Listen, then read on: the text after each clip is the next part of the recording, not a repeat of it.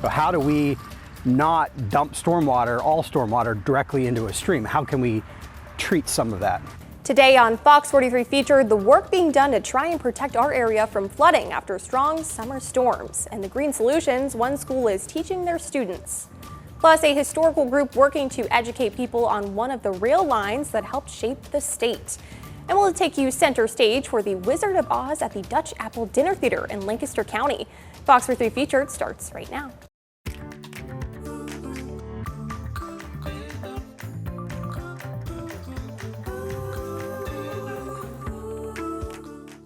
Heavy rain this week caused flooding in some local neighborhoods, shutting down roads with access to bridges. One of those roads was Kreitz Creek in Pelham Township. PennDOT crews inspected the bridge after the water receded. A spokesperson with PennDOT reminds people to avoid driving over a bridge if there is a flood risk, even if there appears to be no water on the road or bridge. Thanks for watching Fox 43 Featured. I'm Sedona Meadows. Strong storms have hit south central PA over the last couple of weeks, causing more flooded roads in several areas, including in Lancaster County. Fox 43's James Tully looks into what's being done to stop this from happening. Stormwater, overwhelming our local waterways. A dangerous, sometimes life-threatening event. You might actually find it hard to believe, but skills and management around stormwater is a recent development. The most important place for that to start, in the classroom. So how do we not dump stormwater, all stormwater, directly into a stream? How can we treat some of that? It's a question Heath Edelman works every day to try and answer. Edelman is a water and environmental technology instructor at Thaddeus Stevens. Today, he's testing soil infiltration levels and looking at installing something called a rain garden to get stormwater runoff under control. So a rain garden allows the water to infiltrate into the soil, and then for plants that are adapted to that type of soil environment to treat the contaminants that run off of, like in this case, a parking lot. So it allows treatment of the water. Natural green solutions like rain gardens, bioswales, retention areas all help slow down the water and fight against localized flooding. So if it's slow, it's not good. Laura Perry, Greenscape's maintenance supervisor for the city of Lancaster, is here doing a soil infiltration test. This test, I could already tell you, is probably going to fail. Yeah, because it's clay soil, and we just know that it's not infiltrating well. Perry, who graduated from Thaddeus Stevens in 2018, tells me when many roads and buildings were built decades ago, the consequences of a lot of stormwater were unfortunately an afterthought. They just kind of thought, well, as long as it goes away, that's all I care about. So now we're actually going back and refitting everything basically to handle all of the runoff that we have because of all the impervious surfaces that we're putting in the city, and also all the combined systems being separated for new projects to help with that too. James Tully, Fox 43 News. The Greenscape's maintenance team and Thaddeus Stevens are partnering together, working with students all summer and even throughout the year on these green solutions to hopefully prevent more cases of flooding after bad storms. For more info on this water and environmental technology, we have a link on fox43.com. In York County, police are investigating vandalism at a historic church. Newberry Township police are trying to find who painted swastikas and other anti-Semitic images on the walls of the St. James Church. This was reported late Sunday. Disgusting to me. There's a lot of hate in the world right now, and it's sad to see it coming to Newberry Township. The owner has since covered the graffiti with paints. If you have any information on who may be responsible, you should reach out to Newberry Township Police. A number of police departments across Central PA have agreed to partner with ICE for immigration enforcement. According to the agency's website, sheriff's departments in Franklin, Juniata, and Lancaster counties, along with the Manheim Borough and Quarryville police departments, will be part of its 287G task force program. The program allows local police officers to carry out immigration enforcement. Critics say it could lead to racial profiling and divert police resources. Sometimes it can go into thousands upon thousands of dollars in overtime and extra training and lawsuits, you know, everything that it sounds great to some people, like, oh, let's sign up and be a de facto ICE agent. But what you don't see is the cost. In a statement to Fox 43, the Lancaster County Sheriff's Office says it believes agencies should work together to, quote, achieve our common goal of keeping the public safe. Governor Josh Shapiro officially signed the Sunday hunting bill into law, paving the way for hunters across the Commonwealth to hunt on Sundays. The change will go into effect in 60 days, in time for PA's deer season this fall. The bill also strengthens punishments for hunting on private property without permission. Opening up some more Sundays for hunting creates more opportunities for families to get kids away from the iPhones and instead outside in the wilderness, in the woods, to help them build the skills and experience they need to be lifelong hunters as well. The bill allows the Game Commission to set the dates for Sunday hunting, but those specific dates have yet to be determined. This week, the Shapiro administration also announced a multi-state partnership that will make it easier for doctors and nurses to work in Pennsylvania. As Fox 43's Matt Kleinitz shows us, the move aims to tackle growing nursing shortages in the state.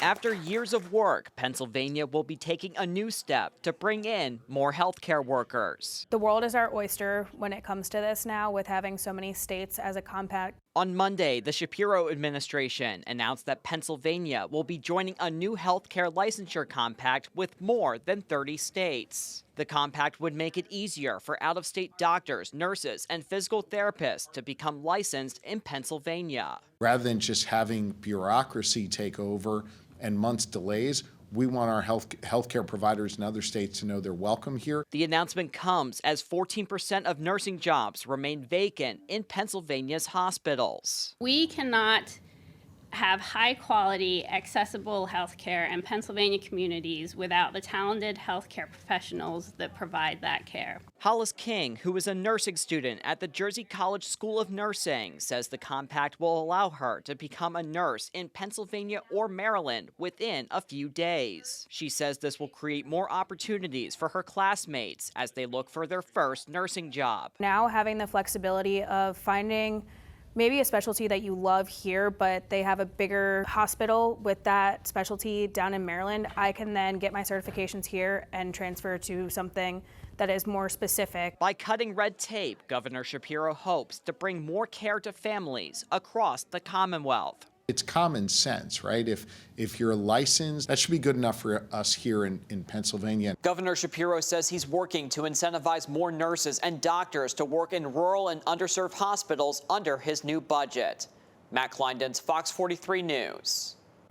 A bill requiring Pennsylvania school sports teams to be designated by biological sex faces another legislative hurdle. Fox 43's Todd Sadowski explains why it could be another 15 days before any action is taken on the bill. Rosal. No. Schlegel. No. Shalaba. No. Wattrow. The ayes are 14, the nays are 12. The motion to re-refer passes. That was the vote by the PA House Education Committee to re-refer Senate Bill 9, known as the Save Women's Sports Act, to the House Health Committee on Tuesday. The move passed along party lines. SB 9 would require all public school and college sports teams to be designated as male, female, or co-ed. Only individuals identified as biological females could participate on teams designated for girls or women. The bill passed the Senate in May with bipartisan support, including votes from 5 Democratic senators. However, it still faces significant opposition in the Democrat-controlled House. The committee re-referral effectively resets the legislative clock. House Republicans had planned to use a discharge resolution to force a full House vote after the bill sat in the Education Committee for 15 session days. Republican Representative Brian Cutler of Lancaster opposed the move, arguing the delay hurts female athletes. It's time that we stand with our female athletes in Pennsylvania. They not only deserve a fair shot on the field, I believe that they have earned a fair vote and a full vote on the House floor, not a vote to re-refer to another committee. The bill's movement comes as the PIAA has already changed its policies to comply with federal directives. In February, the PIAA eliminated its previous transgender athlete policy and amended its handbook to reference sex rather than gender. The move followed President Trump's executive order titled Keeping Men Out of Women's Sports. We shouldn't be re-referring this because we are silencing the voices of countless women and girls who compete in sports in Pennsylvania. We should not be re-referring this bill because there is an executive order from the federal government and our president to be adhering to the rule of law. House Education Committee Chair Peter Schreier, a Democrat from Lehigh County, defended the committee's focus. He said in a statement, SB 9 doesn't belong in a committee working for better schools for every kid. I would never support legislation that targets any at-risk community. He goes on to say that SB 9 would make school harder for kids already facing serious and severe bullying. The bill now moves to the House Health Committee, where it will face the same 15-day waiting period before any potential discharge resolution could be attempted. Todd Sadowski, Fox 43 News.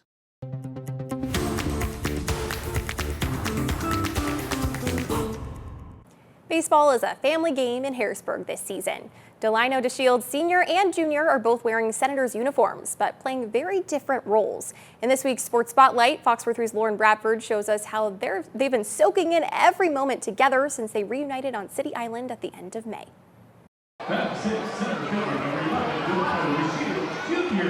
Delino DeShields Jr. always hoped he'd be able to play professional baseball under his dad's management. We've been able to share a field together, whether it was on the same team or on different sides. We always kind of wanted to be in an environment together where he was managing me at a professional level. And on May 28, 2025, the stars finally aligned. The opportunity came, you know, it felt a little funny, like coming back to AA, but you know, just being able to be in the clubhouse with my dad and spend some time with him, time that we don't really get to spend throughout the year, was something that I'm kind of valuing. The last time that DeShields shared the field as manager and player of the same team, Junior was still a kid playing travel ball. When I retired, I came home and he was playing for a travel ball team.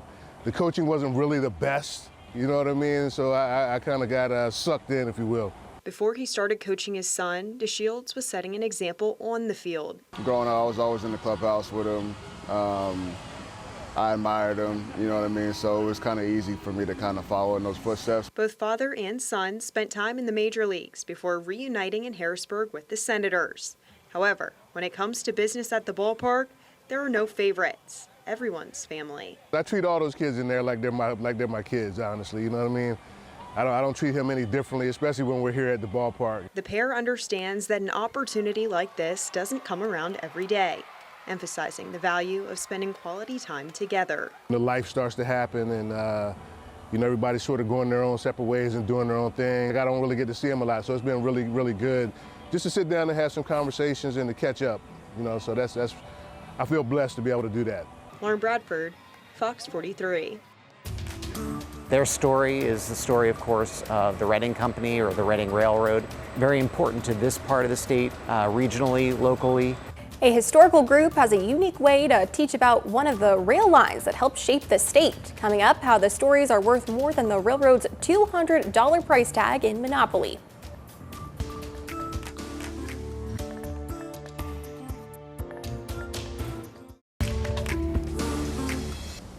Welcome back. Pennsylvania's history is closely tied to the rails that helped build the Commonwealth into the state that it is today. While some companies have come and gone, Fox 43's Alex Colley shows us one group that continues to bring the past with them in a big way. Hobbies come in all shapes and sizes. But for the Reading Company Technical and Historical Society, this is a passion. It's fun because we try to portray the old Reading Railroad that most of us rode on as kids, and the best compliment we get is, "This looks so real." Each year, the Railroad Museum of Pennsylvania hosts Reading Railroad Days in the summer to help highlight the importance the company had in Pennsylvania. We have a couple of locomotives, including our oldest locomotive called the Rocket, which was built in 1838, certainly one of the first to operate on the Reading and the oldest surviving. The museum's collection can range from the small to the very large, but the Society's best teaching tool is a large rail on a smaller scale. It's one of the largest mobile model train setups in the world. But unlike others, the Society researches each aspect so that it's historically accurate to when the Reading Company ran until it was bought by Conrail in 1976. Their story is the story, of course, of the Reading Company or the Reading Railroad and all of its heritage and very important to this part of the state, regionally, locally. When they started back in 1983, it was just 4 corners. I'm very attached because of the passenger service that I rode. And the other guys, maybe the freight trains and the coal trains. We used to have a couple of former engineers, but they've aged out. And age is at the heart of what they do. For both the Railroad Museum of Pennsylvania as well as the Reading Company Technical and Historical Society, it's all about captivating and capturing the attention of the next generation of rail fans. We're very supportive of each other. For those who don't know what to do, we jump in and teach them. We want to keep the interest in railroading continuing into the future and from decades to come. But I think it's important to start to build those connections at a young age. It takes 20 people to set up the display, but it's more than worth it if it gets the next wave of rail storytellers all aboard. Alex Cawley, Fox 43. Coming up, summer fun under the sun, but is your child protected from sneaky sunburns to heat emergencies? What every parent needs to know before heading outdoors. From sunburns to heat stroke, doctors are urging parents to brush up on summer safety. In this week's Health Smart Report, Fox 43's Amy Lutz shares how a few simple habits can keep kids safe while they play. Whether it's a trip to the pool or park, experts with UPMC say summer sun safety should be a part of every family's daily routine. First up, sunscreen. All it takes is a few sunburns to cause an increased risk of cancer. Dr. Glenn Kluka recommends everyone use an SPF of 30 or higher and reapply every 2 hours. Everyone except For young babies who under 6 months of age, we don't recommend sunscreen. Having some kind of long sleeve covering, hats is all really important. Instead, look for clothing labeled UPF, which means it protects you from the sun's ultraviolet rays. For moms like Brittany Kint, sunscreen has become second nature. I put it on all the time just because skin cancer is a risk. I try to apply as much as I can. If they're in the water a lot, I reapply. The nurse and mom of 2 says it's not always an easy feat with little ones, but it's worth the challenge. Sometimes whenever we first get here, they just want to jump right in the pool, but I explain the importance of it to them, so they have been good so far this year. Another summer safety threat not to be ignored, heat exhaustion and stroke. Providing shade can be really helpful. Things such as making sure kids are staying well hydrated is important to help prevent this in the first place from ever happening. Signs of heat exhaustion include heavy sweating, dizziness, or nausea. If a child suddenly stops sweating and becomes confused, it could be a heat stroke, so call 911 immediately. Kids should be outside, they should be playing, they should be exposed to sun. We just want to see them do it safely. Sunscreen is important. Sunscreen, water, and a little awareness to keep the summer safe and fun for the whole family. Did you guys cover all your spots? All right, you guys can go play. And remember, sun damage is not just a pool day concern. Cloudy days and even car rides can expose kids to harmful rays. With your Health Smart Report, Amy Lutz, Fox 43 News. We're a little over a month away from YWCA York's biggest events, and the preparation is already well underway for Walk a Mile in Her Shoes. The walk around downtown York by anyone wearing high heels is meant to end sexual violence against women by raising awareness and donations. It will happen on Friday, September 6th. Chief Services Officer Paula Copeland says although wearing the high heels may look and feel a little silly to some, it always makes a very powerful statement. And we may wonder, why high heel shoes? It's because high heel shoes speak to vulnerability. They speak to walking, needing someone's help. And that's who we are. We are that shoulder that will hold you, will help you up. If you have been a victim of sexualized assault, if you know someone that has been a victim of sexualized assault, and you just want to get more information on how to help that person. Paula says they want to raise more than $50,000 this year and encourages everyone to get a team together and sign up now. Lions, tigers, and dinner. Oh my, a classic tale is coming to life with music, magic, and a trip down the yellow brick road. After the break, we'll take you center stage for The Wizard of Oz at the Dutch Apple Dinner Theater.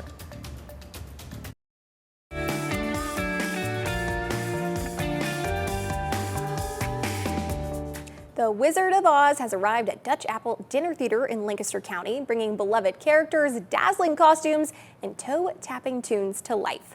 Fox 43's Amy Lutz takes us center stage for a sneak peek of the timeless story. It's one of the most beloved stories in American pop culture, and now The Wizard of Oz is casting its spell on audiences at the Dutch Apple Dinner Theater in Lancaster County.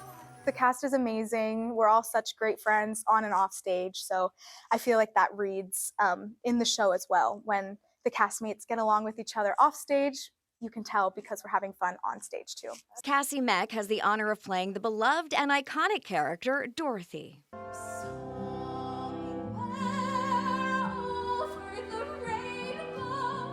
It is one of the best things in the whole world. There's so much nostalgia because it is such a beloved show. From Munchkins to Flying Monkeys, and of course that unforgettable yellow brick road, the production brings the Land of Oz to life with stunning sets, elaborate costumes, and the classic songs you most likely know by heart. I think it's just so much fun, and the characters are so lovable. The Cowardly Lion, he's hysterical. The Scarecrow is just so lovable and so funny. And the Tin Man has a big heart. With humor and just a little bit of Kansas charm, the cast invites the audience to rediscover the power of courage, brains, heart, and finding your way home.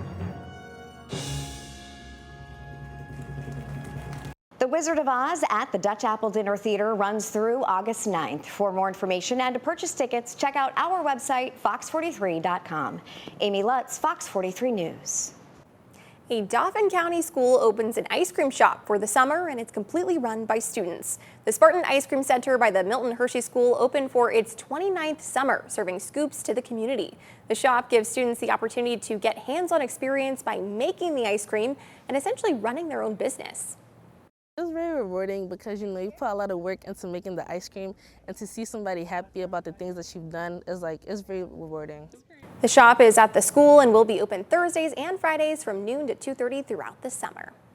Well, the White Rose City has found its way onto another leading list. Reader's Digest says Market Street in York is among the top 20 most beautiful main streets in America, emphasizing the local business scene, Victorian-style buildings, and even First Fridays that make the street one of a kind. Central Market was also noted for making downtown York stand out as it's been in business since 1888. Other cities on the list include Franklin, Tennessee, Woodstock, Vermont, and Bath, Maine. That's going to do it for Fox 43 Featured. Have a great rest of your day.